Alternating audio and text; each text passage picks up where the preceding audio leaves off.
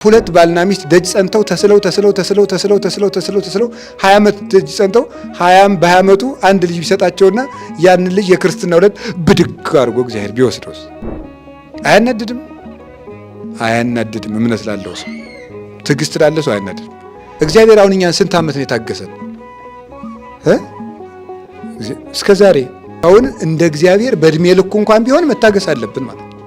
በእድሜ ልኩ እንኳን ቢሆን እፎ አምሰጥዎ ለመጽብብ ከመይባእዎ ለመርህብ፣ ወደ ሰፊው ሀገር ለመግባት ጠባቡን እንዴት ብለው አለፉት ብሎ ምንድነው ያለው? መልሱ ምንድነው ያለ? ደርኦሙ ተአጊሶሙ፣ ታግሰው ጸንተው ጠባቡን ጎዳና አለፉ። የነቢያት የትዕግስታቸው፣ የሰማዕታት የትዕግስታቸው፣ የሐዋርያት የትዕግስታቸው፣ የጻድቃን የትዕግስታቸው ዋጋ ናት መንግሥተ ሰማያት። ወአርአያ ሐሰ ለትዕግስተ ተጽናስክሙ ብክሙ ነቢያት እለተናገሩ በቃሉ ለእግዚአብሔር።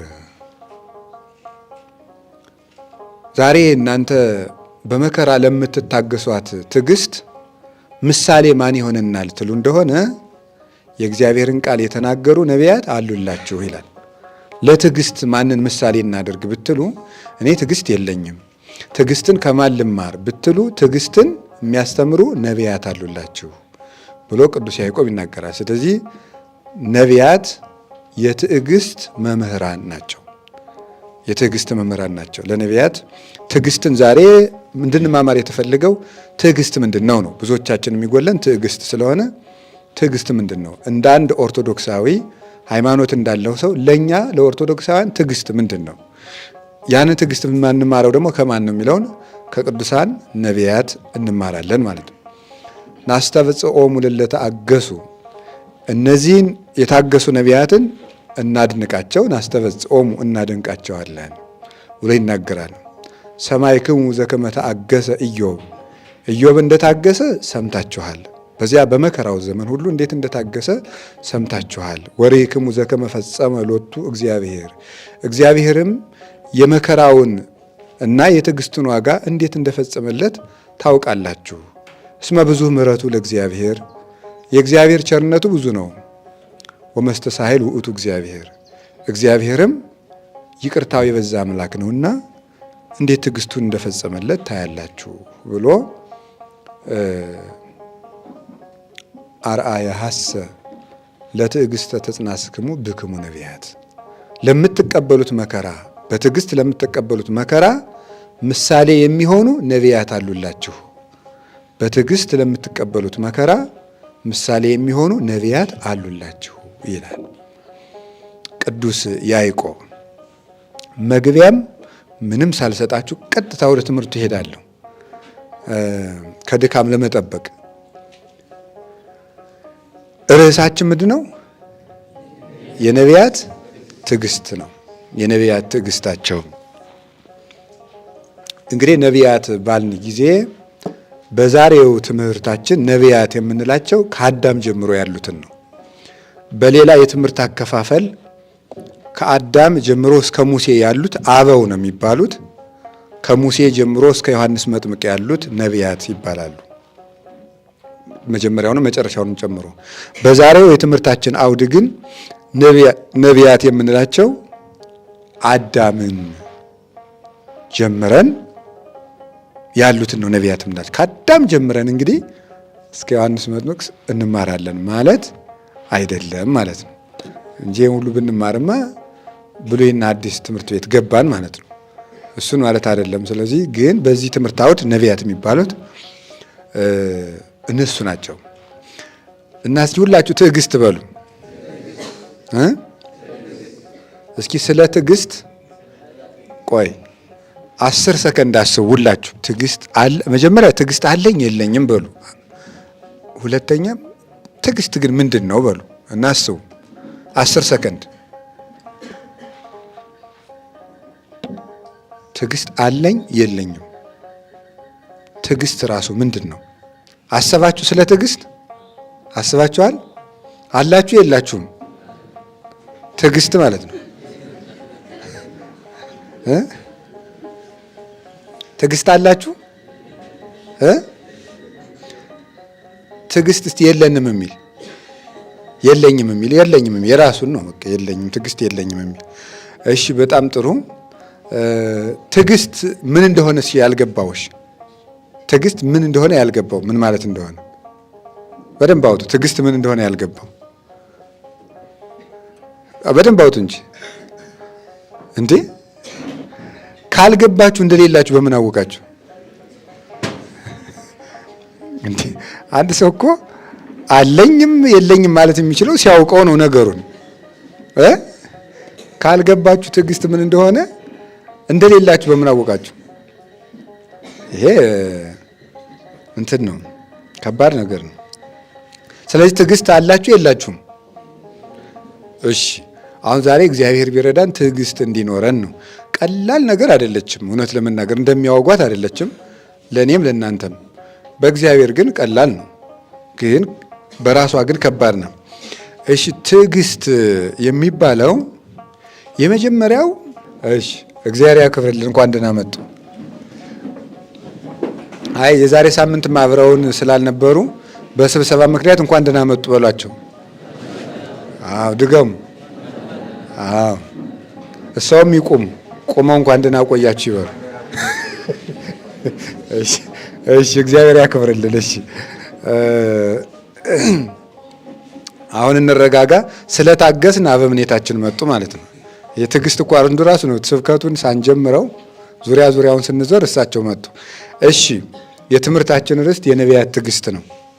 የነቢያት ትዕግስት በሚል ርዕሱን ተናግረን ወደ ማብራሪያው ሳንገባ ነው የመጡት ማለት ነው። እና ትዕግስት የመጀመሪያው ትዕግስት የሚባለው የነቢያት ትዕግስታቸው ምንድን ነው ስትሉ ለሚፈልጉት ነገርም እንኳ ቢሆን አለመቸኮል ነው። ትዕግስት ማለት አለመቸኮል ነው። አለመቸኮል ችኩል አለመሆን። አሁን ብዙ ጊዜ ትዕግስት የለሽ የሚባል ሰው ችኩል ሰው ነው። ችኩልነቱን በብዙ መንገድ ነው የምንገልጠው። የመጀመሪያው አሁን የምናየው በነቢያት ትዕግስት ውስጥ የምናየው ለምንፈልገው ነገር ራሱ ችኩል እንሆናለን ነው። ለምሳሌ ሰው እንዴት ይሆናል? ችኩል መሆን ማለት ነው ጥሩ ነገር ሊሆን ይችላል፣ ግን ቸኩሎ ነው የሚያደርገው እና ይበላሽበታል። ሳያስብ ስለሚያደርገው ወይ አይዘልቅበትም፣ ወይ አይጸናበትም፣ ወይ መልካም አደረግኩ ሲል ያበላሻል፣ ወይ ገደል ይገባል። ቸኩሎ በማድረጉ ማለት ነው። ትዕግስትና ዳተኝነት ግን የተለያዩ ናቸው። ዳተኝነት ጊዜን በአግባቡ አለመጠቀም፣ ትክክለኛ ነገር በትክክለኛው ሰዓት አለማድረግ ማለት ነው። ዳተኝነት ማለት በትክክለኛው ጊዜ ትክክለኛ ነገርን አለማድረግ፣ እሱ ዳተኝነት ይባላል። ይሄ እንዲያውም የሰይጣን አንዱ ፈተና ነው። ቅዱስ ጳውሎስ ሰይጣን አዘገየኝ ብሎ ተናግሯል አይደል? ሰይጣን አዘገየኝ ብሏል። እናንተን ላያችሁ እፈልግ ነበረ ለቆሮንቶስ ሰዎች ሲጽፍላቸው፣ ግን ሰይጣን አዘገየኝ ይላል። ማዘግየት የማን ስራ ነው? አንዱ የዲያብሎስ ስራ ነው። ልንጸልይ እየፈለግን እንዳንጸልይ፣ ልንሰግድ እየፈለግን እንዳንሰግድ፣ ልንታረቅ እየፈለግን እንዳንታረቅ፣ መልካም ነገሮችን ነገ የሚያስብል እሱ ሰይጣን እንጂ መንፈስ ቅዱስ አይደለም። መልካም ነገሮች ዛሬ ናቸው።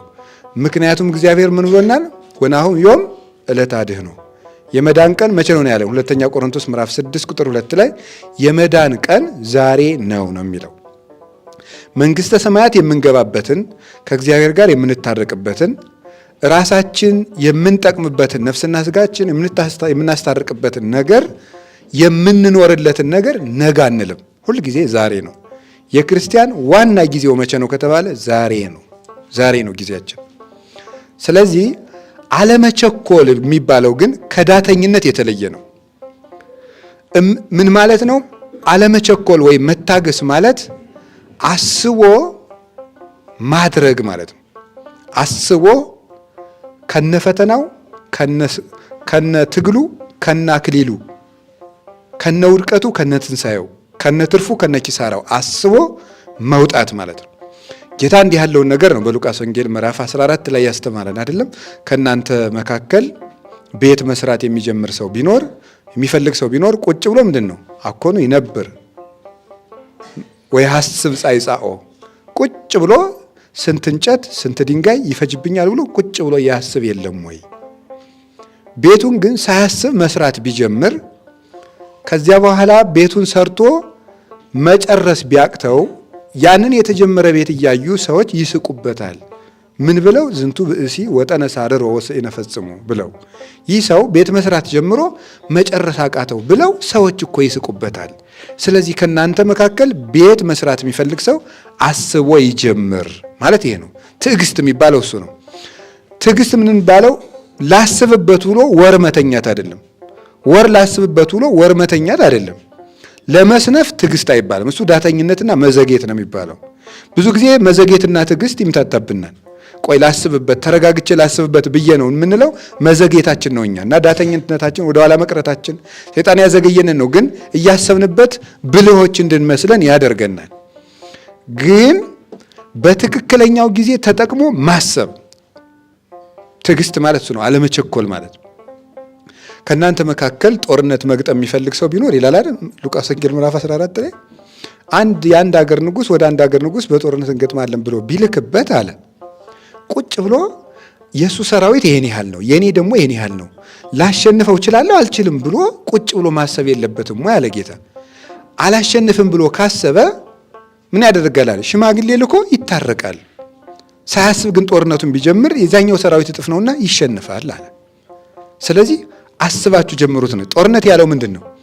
ቅዱስ ኢዮብ እንደነገረን መጽሐፈ ኢዮብ ምዕራፍ 6 ላይ ምዕራፍ 7 ላይ የሰው ሕይወቱ በምድር ላይ ብርቱ ሰልፍ ነው ይላል አይደል? የሰው ሕይወቱ በምድር ላይ ብርቱ ሰልፍ ነው ይላል። የሰው ልጅ በራሱ ኑሮ ውጊያ ነው። አኗኗሩ ራሱ የራሱ ፍላጎት ይዋጋዋል፣ የሰዎች ፍላጎት ይዋጋዋል፣ የአጋንንት ፍላጎት ይዋጋዋል። ዓለም በራሷ በጠባይዋ ትዋጋዋለች።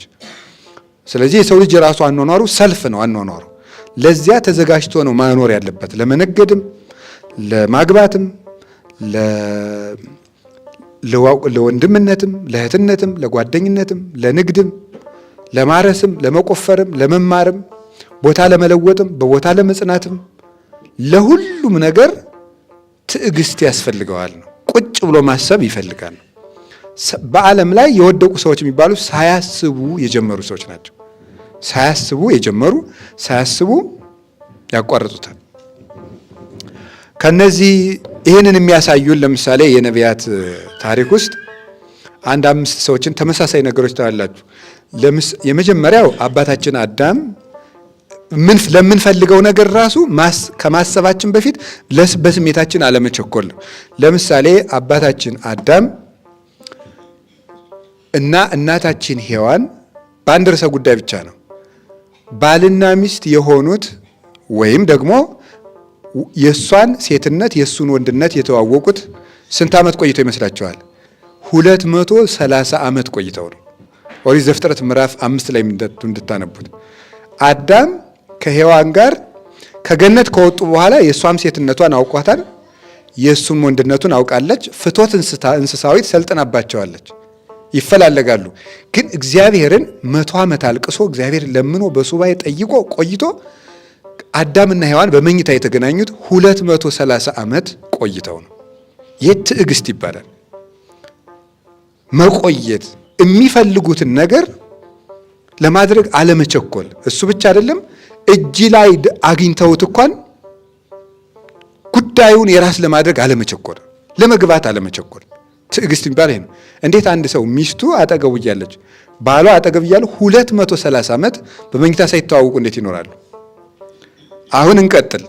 የአዳም ልጅ ሴት ይባላል። የአቤል ከሞተ በኋላ የተተካው ሴት ሚስት ካገባ በኋላ ወይም ከተወለደ ጀምሮ ሚስቱን በግብር እስከሚያውቅበት ጊዜ ድረስ ስንት ዓመት ነው የቆየው? 205 ዓመት ነው የቆየው። 205 ዓመት ተመልከቱ። ትዕግስት 205 ዓመት ቆይቶ ልጅ ወለደ ነው የሚለው። በዚያ ዘመን ደግሞ የነበሩ አባቶችና እናቶች ባለትዳሮች በመኝታ የሚገናኙት ልጅ በሚወልዱበት ቁጥር ብቻ ነው። 3 ልጅ ከወለዱ 3 ጊዜ ነው በመኝታ የሚተዋወቁት፣ ከዚያ ውጭ አይደለም። ስለዚህ ሴት ስንት ዓመት የታገሰው? አቤት 205 ዓመት 205 ዓመት። የሱ ልጅ ሄኖስ ይባላል። የእሱ ልጅ ሄኖስ ይባላል። ሄኖስ ደግሞ 190 ዓመታትን የታገሰው 190 ዓመታትን በንጽህና ኖሯል ማለት ነው። 190 ዓመት።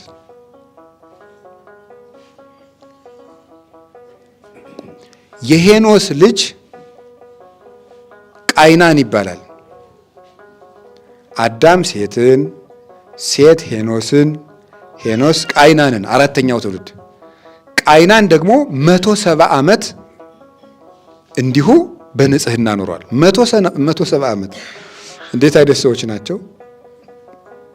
ትዕግስት ተመልከቱ። እስቲ አሁን እኛን እና እነሱን ተመልከቷቸው። አሁን የነዚህን ጾም መጾም እነዚህን ማድነቅ አይገባል? እና ናስተበጽኦሙ ለለተአገሱ፣ እነዚህ እንደዚህ የታገሱ እንዲህ ያሉ ነቢያትን እናደንቃቸዋለን። እስኪ ከአንዲት ሴት ጋር 3 ቀን በአንድ ቤት ውስጥ እደሩ። ይቻላል? ይቻላል ወይ? አይቻልም። እንዴት ነው ያን ያህል ዘመን ሰው ሴትን እያየ ያን ያህል ዘመን የኖሩት?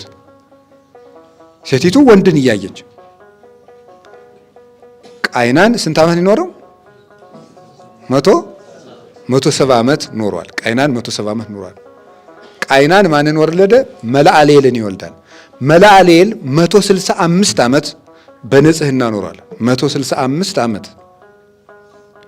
ያሬድ 162 ዓመት ኖሯል። 162 ዓመት።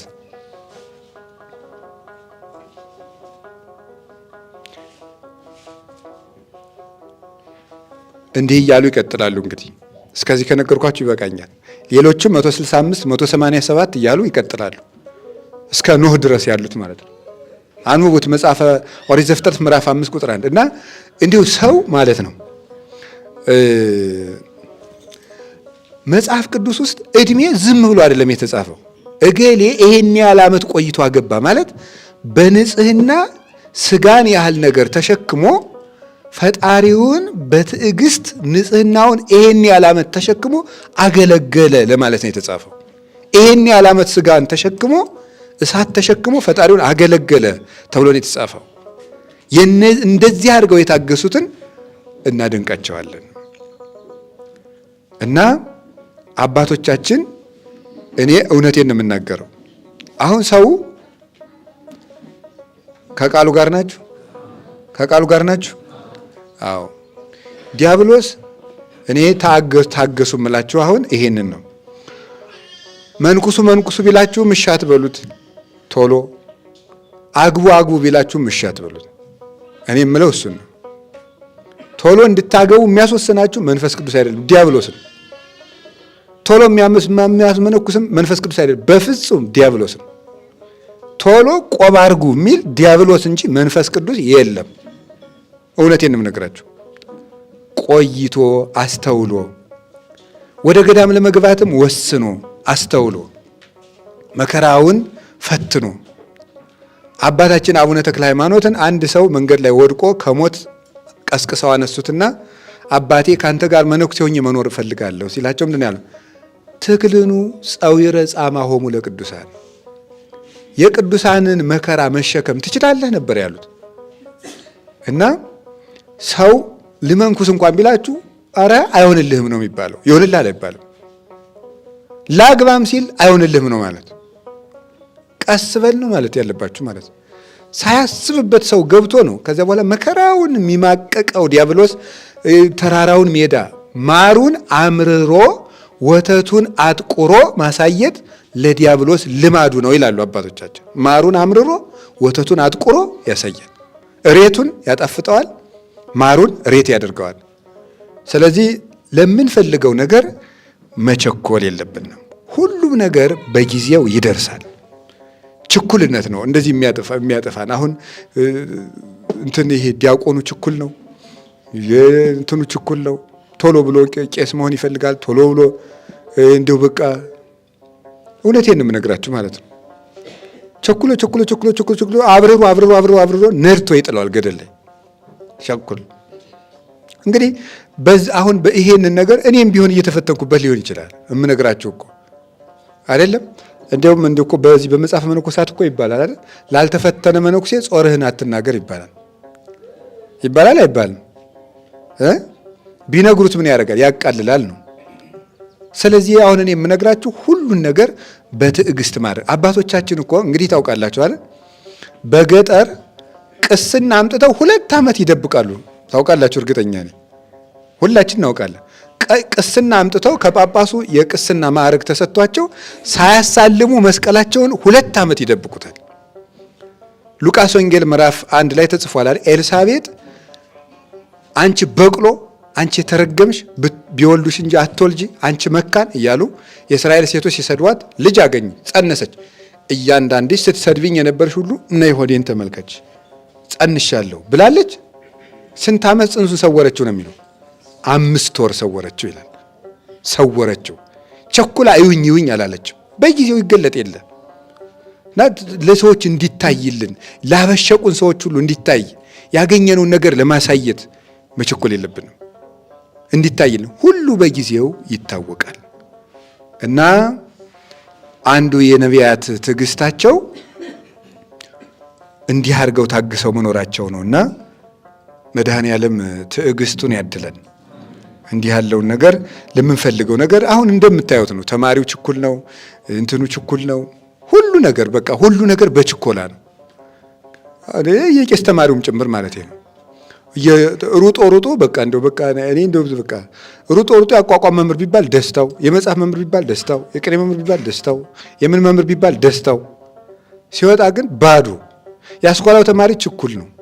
በቃ እንደው ቶሎ ሰኔን እንደ ገመድ ጠቅልለን ወደ ጥቅምት ብናመጣው ደስታው ነው። ችኩልና ስልቹ ነው።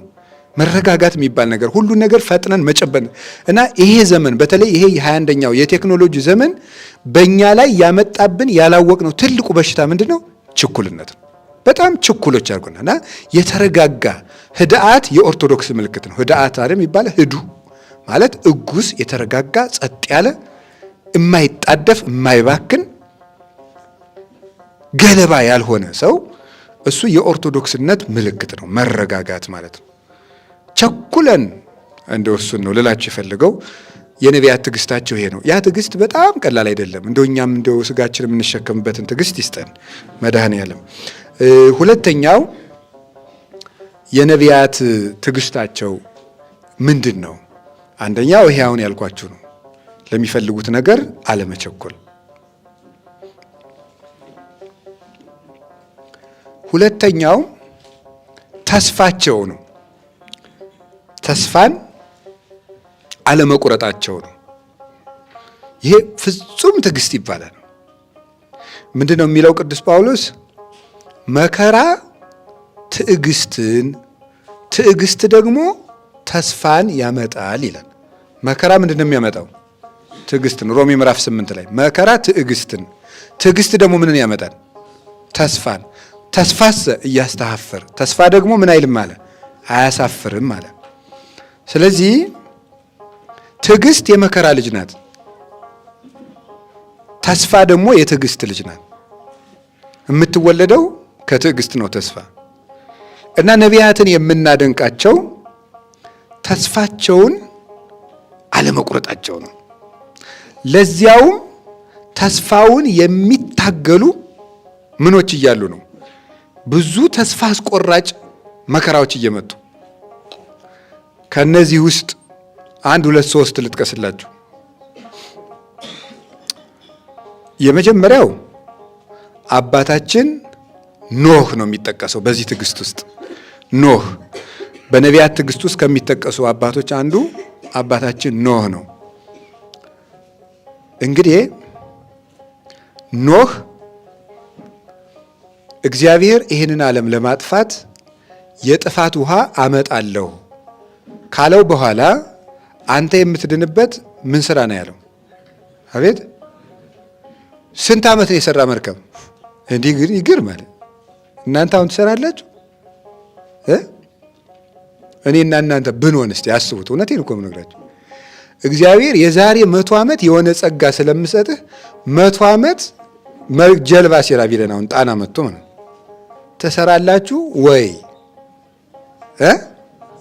ጀልባ 100 ዓመት እየሰራ ጀልባ ብቻ ሲሰለች ጀልባ ብቻ እየሰራ 100 ዓመት እንዴት ስልችት የሚል ነገር ነው። የትዕግስት ነው።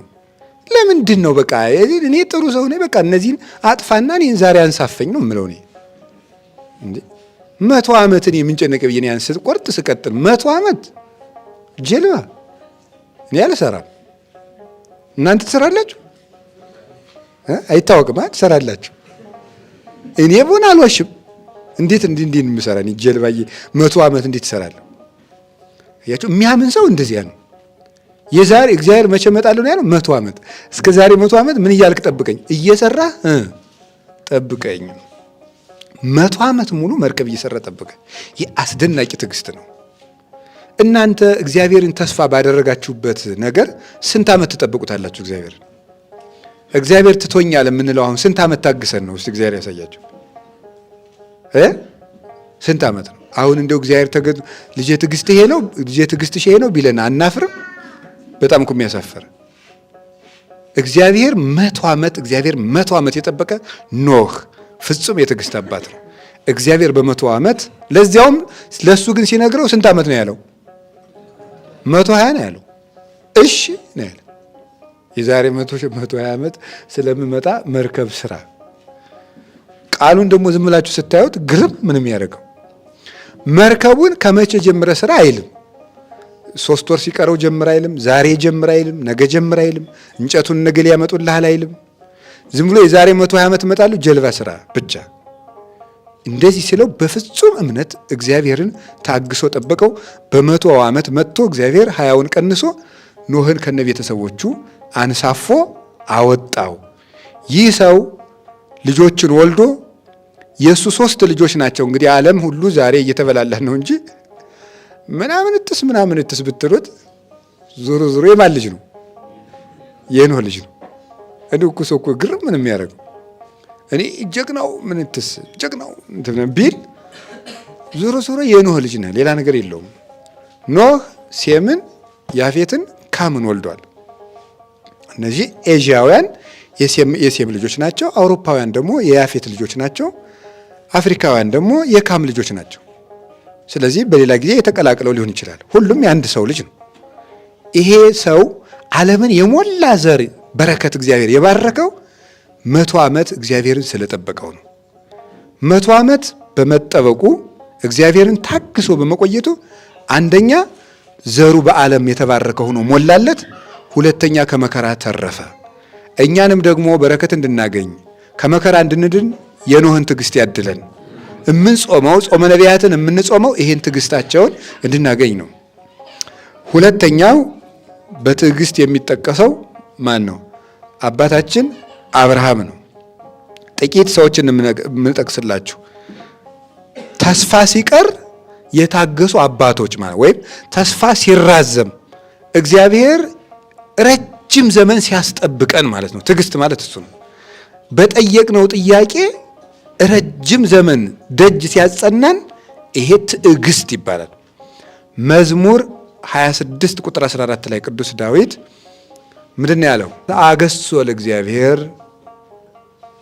ወቀፍኖቶ፣ እግዚአብሔርን ፈጽሞ ታገሰው፣ መንገዱንም ጠብቅ፣ ታገሰው እግዚአብሔር። መዝሙር 26 ቁጥር 14 ላይ እግዚአብሔርን መታገስ ማለት እየጠየቅነው መልስ አልሰጠን ሲል አሁንም ከእግዚአብሔር ሳናፈገፈግ እግዚአብሔርን ሳናኮርፍ ወይም መንገድ ሳንለውጥ እዚያው ላይ እየቀጠልን ስንገኝ ትዕግስት ይባላል ማለት ነው።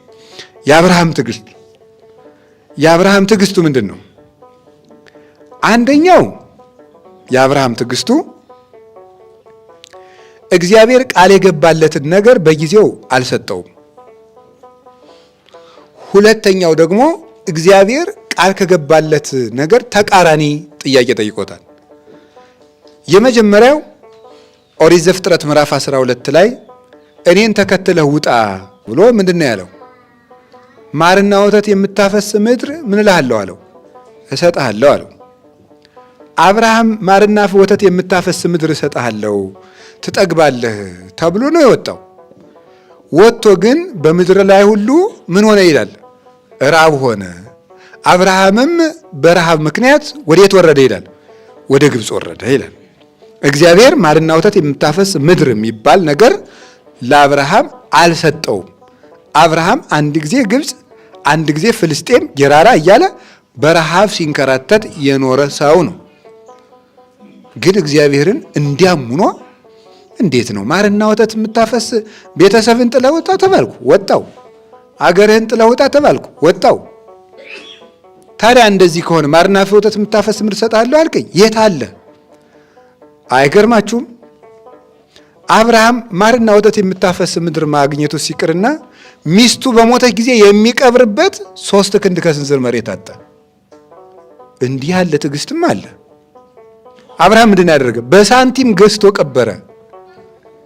እንዲያው በሞቴ በአብርሃም ቦታ አንድ ጊዜ ቁጭ በሉ ሁላችሁ፣ ሂዱና እስኪ ሁላችሁ ዛሬ አብርሃም ሁኑ፣ ሁላችሁ ሁኑና እግዚአብሔር ራሱ እኮ ነው ተገልጦ ማርና ወተት የምታፈስ ምድር እሰጥሃለሁ ብሏችሁ ረሃብ ሲፈተልካችሁ፣ ረሃብ ከመፈተልካችሁ በላይ ሰው የምትቀብሩበት ክንድ ከስንዝር መሬት ስታጡ እግዚአብሔርን እንዴት ነው የምታኮርፉት?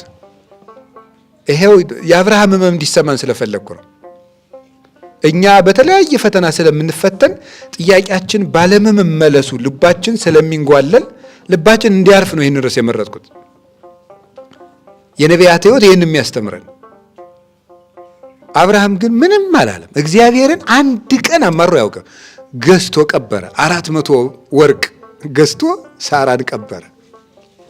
እግዚአብሔር ትዕግስቱን አየና በዚያች በሳራ መቃብር ነው አይደል ለልጆቹ ርስት የገዛ ማለት። ከዚህ በኋላ አሁን እስራኤል የምትባለው በመቃብር የወረሳት ናት። በመቃብር አመካይቶ ግዛቱ ሰፋ፣ ለልጆቹ አወረሰ። እሱ ግን ያችን ማር ወተት ምን የምትሉትን አላገኘም አብርሃም። ከዚያስ ምን ብሎታል? በዘርህ የምድር አሕዛብ ሁሉ ምን ይባላል? ምን ይብሉላሉ ብሎታል? ይባረካሉ ብሎታል። በዘርህ የምድር አሕዛብ ሁሉ ይባረካሉ አለውና ዘር ሳይሰጠው ስንት ዓመት ቆየ? 100 ዓመት። በዘርህ የምድር ዳርቻ ሁሉ ይባረካል እና ዘሩ የት አለ? የለም። በሰማይ ነው የምወልድ እንዲህ አላለም አብርሃም። በትዕግስቱ ዝም። ጭራሽ እሳ ደግሞ እንግዳ እየተቀበለ የእግዚአብሔርን ስም እያከበረ ሲኖር እንዳይበላ ደግሞ እንግዳ ቅልጥ ብሎ ቀረበት። 3 ቀን ራበው። የኤልያስና የአብርሃም የረሃብ ትዕግስት ድንቅ የሚያደርግ ነው። አብርሃም ምግብ ጦሙን 3 ቀን እንግዳ ሳይመጣ ቁጭ ሳይበላ በ3ኛው ቀን በ100ኛው ዓመት የአብርሃም የትዕግስቱ ዋጋ እግዚአብሔር ወደ ማን ቤት መጣለት? ወደ አብርሃም ቤት መጣ። ያን የቀጠረውን ልጁንም የዛሬ ዓመት እሰጥሃለሁ ብሎ ቀጥሮት፣ ይሄ ራሱ እኔ ቢሆን ይሰለቸኝ ነበር። አብርሃም ስለሆነ ነው እንጂ ምን ማለት እንደሆነ ገብቷችኋል? እግዚአብሔር መጣና ከቤቱ መጥቶ ሳራን ባርኮ እሱን ባርኮ ከቤቱ እግዚአብሔር እንጀራ በላና ባላለት ባረከውና መጨረሻ ላይ ምንድን አለው? የዛሬ ዓመት ልጅ እሰጥሃለሁ። ወይ ከመጣህ ላይ ቀር ዝም ብለህ ዛሬ የማሰጠኝ አያስብልም? ያስብላል። አብርሃም እሺ ነው። እሺ አለ። እግዚአብሔር በዓመቱ ሰጠው። ሌላ ጊዜ በጣም ከባድ ጥያቄ ጠየቀው። እግዚአብሔር ምንድን ነው ያለው? ያን ደግሞ ይሄን ልጅን ምን በልልኝ ነው? እረድልኝ አለው። ይሄን ይስሐቅን ሰዋልኝ አለው። እንዲህ ያለ ትዕግስት ይኖረናል ወይ? እግዚአብሔር እኔን ብትከተሉ በጣም የሚወደድ ነገር እሰጣችኋለሁ ብሎን ተከትለን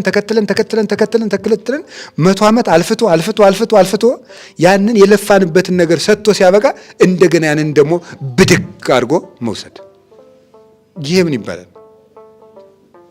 አሁን 2 ባልና ሚስት ደጅ ጸንተው ተስለው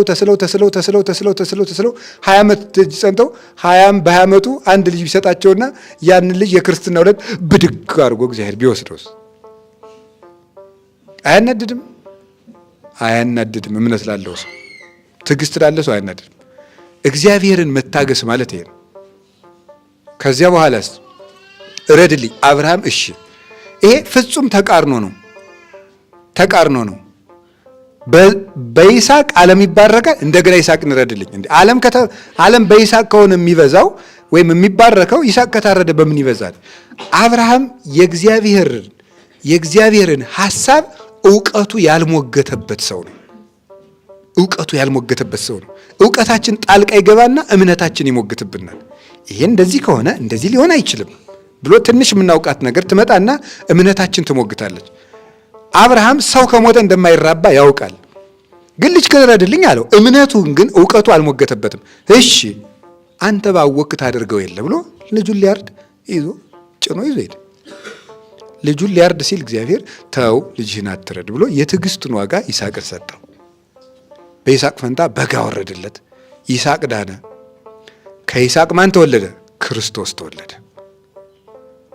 አባ ጊዮርጊስ እንደሚለው አብርሃም የሚወደውን ልጁን ለእግዚአብሔር ቢያቀርብ እግዚአብሔር ደግሞ የሚወደውን ልጁን ለማን ሰጠው? ለአብርሃም ሰጠው። ይህን እግዚአብሔር አደረገ። ይህ የትዕግስት ዋጋ ነው።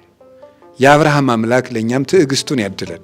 ትዕግስት ማለት እግዚአብሔር ከምንጠብቀው ተቃራኒ ሲመጣም ጭምር እግዚአብሔርን እሺ በጎ እኔ የማየው ስለቱን ነው፣ አንተ ግን በጉን ታያለህ ብሎ እሳተ እሬይ መጥባይተ እሬይ አይቴኑ በግኡ ለመስዋ አይደል ያለ። ይስሐቅ ስለት ያያል፣ እግዚአብሔር ምን ያያል? በግ ያያል። ወልዴ በጎሰ ያአምር እግዚአብሔር፣ በጉን እግዚአብሔር ያውቃል አለው። እኛ ቢላዋ ይታየናል፣ እግዚአብሔር ግን በጉ ያወርዳል። እኛም ማናየውን እግዚአብሔር ያያል። እግዚአብሔር ፈጣሪያችን የሚሆነው እኮ ፈጣሪነቱ ለእኛ የማይታየንን እሱ ስለሚያይልን ነው። ይህ አብርሃም የትዕግስቱ ዋጋ ነው። ከቃሉ ጋር ናችሁ? ከቃሉ ጋር ናችሁ? እግዚአብሔር ከሁላችን ጋር ይሁን። ስለዚህ አብርሃም፣ ይስሐቅ፣ ያዕቆብ ከዛም መጨረሻ ላይ ከሌሎቹ አንድ የምጠቅስላችሁ ያዕቆብ ነው። የያዕቆብ ትዕግስቱ በጣም የሚያስደንቅ ነው። ይስሐቅን ዘልዬ ሄድኩኝ። የእሱም ብዙ ትዕግስቶች አሉት። ጉድጓድ ቁፈራውን ብታነቡት ይሄን ያስተምራቸዋል። ብዙ ዓመት የሞከረ ሰው ነው። እንደው በዛውም ጠቀስ አድርጎ ለማየት ይስሐቅ የአባቱን የውሃ ጉድጓድ ፍልስጤማውያን እየቀበሩበት እየደፈኑበት ሲቆፍር መተው ሲደፍኑበት፣ ሲቆፍር መተው ሲደፍኑበት፣ ሲቆፍር መተው ሲደፍኑበት፣ ይሄ ብዙ ነገር እየሞከረ ማይሳካለት ሰው እግዚአብሔር ግን መጨረሻ ላይ ትዕግስቱንና ጽናቱን አይቶ ሰፊ ሜዳ የሚሰጠው ነው። እሱ ሲቆፍር ፍልስጤማውያን ሲደፍኑ፣ ይሄ ማለት ምን ማለት ነው? እኛ የሆነ ነገር ስንጀምር አጋንንት መተው ሲያበላሹ፣ እኛ የሆነ ነገር ስንጀምር አጋንንት መተው ሲያበላሹ፣ እኛ የሆነ ነገር ሲከሽፍብን እንኖራለን። መጨረሻ ላይ ግን የመጨረሻውን ጉድጓድ ማን ያላት? ይስሐቅ ሮቦት አይደል? ትርጉሟ ምንድን ነው? እግዚአብሔር አሰፋልኝ ማለት ነው። እንደዚያ ሲጨናነቅ ኖሮ እግዚአብሔር አሰፋለት። ይሄ መጨረሻ ላይ የይስሐቅም የትዕግስቱ ዋጋ ነው። ነቢያት በአጠቃላይ ሁሉ የትዕግስት መምህራን ናቸው። ያዕቆብን ትዕግስቱን ተመልከቱት። አባቱ ይስሐቅ ሲመርቀው ምን ብሎ ነበር የመረቀው? እምነ ጠሉ ለሰማይ ወምነ ስፋህ ለምድር ይኩን በረከትከ። ከሰማይ ጠል ከምድር ስፋት ሁሉ በረከትህ ይሁንልህ። የሰማይ ጠሉን የምድር ስፋቱን ሁሉ በረከት ይስጥህ፣ ወንድምህ ይገዛልህ፣ ጌታውን ብሎ ነው የመረቀው። ያዕቆብ እውነት የሰማይ ጠል የምድር ስፋት ሁሉ ይሄን በረከት አግኝቷል? አላገኘም። በግ ጥበቃ መከራውን እዚያ ሶሪያ ሂዶ አንዲት ሚስት ለማግባት 7 ዓመት፣ ሌላ ደግሞ እንደገና 7 ዓመት፣ በግ ለጎጆ መውጫ በግ ለማግኘት 7 ዓመት። የእግዚአብሔር በረከት እንደ ሰማይ ጠል ይውረድልህ፣ እንደ ምድር ዳርቻ ይስፋልህ ተብዬ ተመርቄ ምርቃቱ ወደ እርግማን ተለወጠ እንዴ? ወዴት አለ ሳይል ደስ ብሎት ነው። ያዕቆብ አንድም አላገኘም፣ ቤት እንኳን አልሰራም። እዚያ ሲመጣ መከራውን እንደ ያዕቆብ ያለ በመከራ የኖረ ሰው የለም። ያረባቸውን በጎች ሁሉ የሚስቱ አባት ክዶት መከራውን አይቶ እግዚአብሔር እንደገና እንደዚህ ሸመለመሌ ቅጥልጣል ወይም ዝጉርጉር በግ እንዲወለዱ አድርጎ ዝጉርጉር ሲወለድ ለእኔ ይሰጠኝ ብሎ ውል ገብቶ እግዚአብሔር ደግሞ ዝጉርጉር በግ አስወልዶ ያንን እየነዳ ሲመጣ ደግሞ አማቱ ብዙ ሰራዊት አስከትሎ መንገድ ላይ ተከትሎ አስፈራርቶት፣ እንዲያውም ያዕቆብ ቶሎ ያረጀ በፍርሃቱ ነው ይባላል። ፍርሃት በነገራችን ላይ ቶሎ ያስረጃል። ፍርሃትና ድንጋጤ ንዴት ጭምር ማለት ነው። አርጅቱ ቶሎ ነው ያረጀ። ዳዊትም ቶሎ ያረጀ በብስጭቱ ነው ይባላል። 70 ዓመቱ ነው ያረጀ። በ70 ዓመቱ ነው ቅዱስ ዳዊት እድሜው አጠቃላይ። ስለዚህ ያዕቆብስ ቢያንስ 130 ናቸው። እና እንደዚያ ሁኖ ደግሞ መንገድ ላይ ደግሞ አማቱን አምልጬ ሄድኩ ሲል ደግሞ ወንድሙ ኤሳው ሊገለው መጣበት። ያንን አልፎ ሲሄድ ደግሞ የሚወዳት ሚስቱ ራሄል መንገድ ላይ ወለደችና በዚያው በወሊድ ምክንያት ሞተች። አራስ ልጅ አስረክበው የወለደች ዕለት ነው የሞተችው። ልጁን ወለደችና ለልጁ ስም አውጥታ ሞተች። የልጁ ስም ማን ነው? ቢንያም ነው። ቢንያም ማለት ምን ማለት ነው? ምንድን ነው? ሙቼ የወለድኩህ ነው አይደል? ሙቼ የወለድኩህ የጭንቀት ልጅ ማለቷ ነው። ለልጇ ስም አውጥታ ሞተች። ያዕቆብ ራሄልን ለማግባት ስንት ዓመታት ነው የተገዛ? 21 ዓመታት ነው የተገዛው። 7 ዓመት መጀመሪያ ተገዝቶ ልያን አገባ። እንደገና 7 ዓመት ጨምሮ ራሄል ተሰጠችው። 7 ዓመት ደግሞ ማጫ ጨምሮ ለማግኘት 21 ዓመት ለያዕቆብ እንደ ጥቂት ዘመን ሆነለት። ምክንያቱም ብሎ ምንድን ነው የሚለው መጽሐፍ ቅዱስ? ራሄልን ይወዳት ነበር። በአንድ ቀን፣ በሁለት ቀን፣ በአንድ ዓመት፣ በሁለት ዓመት፣ 3 ዓመት እግዚአብሔር አሁን እኛን ስንት ዓመት ነው የታገሰን? እስከ ዛሬ እኔን ከሆነ በእድሜ ልክ እናንተንም ከሆነ በእድሜያችሁ ልክ ነው። ሰውን እንደ እግዚአብሔር በእድሜ ልኩ እንኳን ቢሆን መታገስ አለብን ማለት ነው። በእድሜ ልኩ እንኳን ቢሆን ነው። ያን ስናደርግ እግዚአብሔር መጨረሻ የትዕግስታችንን ዋጋ ይሰጠናል። የነቢያት የትዕግስታቸው፣ የሰማዕታት የትዕግስታቸው፣ የሐዋርያት የትዕግስታቸው፣ የጻድቃን የትዕግስታቸው ዋጋ ናት መንግሥተ ሰማያት። እና ያው ቅዱስ ያሬድም ይላል አይደለ? እፎ አምሰጥዎ ለመጽብብ ከመይባእዎ ለመርህብ። ወደ ሰፊው ሀገር ለመግባት ጠባቡን እንዴት ብለው አለፉት ብሎ ምንድን ነው ያለው? መልሱ ምንድን ነው ያለ? ደርኦሙ ተአጊሶሙ፣ ታግሰው ጸንተው ጠባቡን ጎዳና አለፉ። እንዴት ነው ከሰፊው ሀገር የገቡት? ጠባቡን እንዴት ብለው አልፈው ነው ብሎ ጠይቆ ራሱ ሲመልስ ደርኦሙ ተአጊሶሙ፣ ጸንተው ታግሰው ጠባቡን አልፈው ከሰፊው ሀገር ገቡ ብሎ ነው ቅዱስ ያሬድ የነገረን። እንግዲህ ታግሰን ትችት ስንተች ያለ ስማችን ስም ሲወጣለን። የዛሬው የቅዳሴው መልእክት ይሄን ነበር። አንደኛ ጴጥሮስ ምዕራፍ 2 ላይ የሚያስረዳን መልካም እያደረጋችሁ ክፉ ብትቀበሉ ምስጋናችሁ ብዙ ነው ብሎ የተነገረ ለዚህ ነው። ያለ ስማችሁ ስም ሲያወጡላችሁ ደስ ይበላችሁ። ክብራችን ሲወርድ በአደባባይ ስንተች ቱግ የምንለው ነገር፣ እባብም እኮ ካላየማ ደግ ነው፣ ሲያይ ነው እኮ ምላሱን የሚያወጣው። እኛም ስንነካ አሁን እባብን ቀስ አርጋቱ ጅራቱ ላይ ቁሙበት፣ እንዴት ነው የሚሆን? በቃ እንደዚህ ይቅለበልባል ማለት ነው። አንዳንዱ ሰው እንደዚያ ነው። ጅራቱ ላይ ትንሽ ነካ ስታደርጉት ሊውጥ ይደርሳል። እና ስንነካ እንቻል እስቲ፣ ስንሰደብ፣ ከሰው መሃል ስንዋረድ፣ ከሰው መሃል ስንነቀፍ ሁላ እንቻል። የትዕግስት ባለቤት እንግዲህ መስቀሉን ተሸክሙ ያለን ይችን ነው። መስቀል አለት ይችን ትዕግስት ነው። የትዕግስት ባለቤት የመስቀሉን ኃይል ሁላችን ያስታጥቀን፣ ትዕግስቱን ይስጠን፣ በትዕግስት የጀመርነውን ሁሉ ያስፈጽመን።